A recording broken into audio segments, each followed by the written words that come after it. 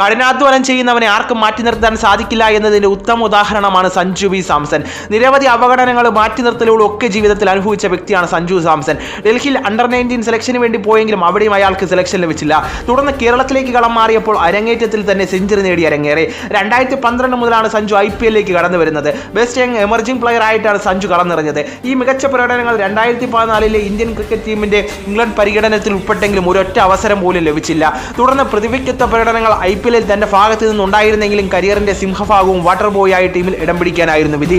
2024 ക്രിക്കറ്റിന്റെ കുട്ടി ഫോർമാറ്റിൽ വിയർപ്പ് തുന്നിയിട്ട കുപ്പായത്തിലൂടെ വേൾഡ് കപ്പ് ടീമിൽ അവതരിച്ചെങ്കിലും ഭാഗ്യം അവിടെയും തുണച്ചില്ല. തുടർന്ന് ഇന്ത്യക്ക് വേണ്ടി ബംഗ്ലാദേശിനെതിരെ റാഷിദ് ഹുസൈന് ഒരു ഓവർ 5 സിക്സറുകൾ പുറത്ത് കയ്യടി നേടുകയും ഒരു കലണ്ടർ വർഷം 3 സെഞ്ചുറികൾ ഉൾപ്പെടെ ക്രിക്കറ്റിന്റെ കുട്ടി ഫോർമാറ്റിൽ അടിച്ചെടുക്കുകയും തനിക്ക് നേരെ വന്ന അവഗണനകളെ ബാറ്റ് കൊണ്ട് മറുപടി കൊടുക്കുകയും ചെയ്തതോടെ 2026-ലേക്കുള്ള T20 സ്ക്വാഡിൽ പ്രധാന ഓപ്പണിംഗ് ബാറ്ററുടെ റോളിൽ സഞ്ജുവും അവതരിക്കുകയാണ്.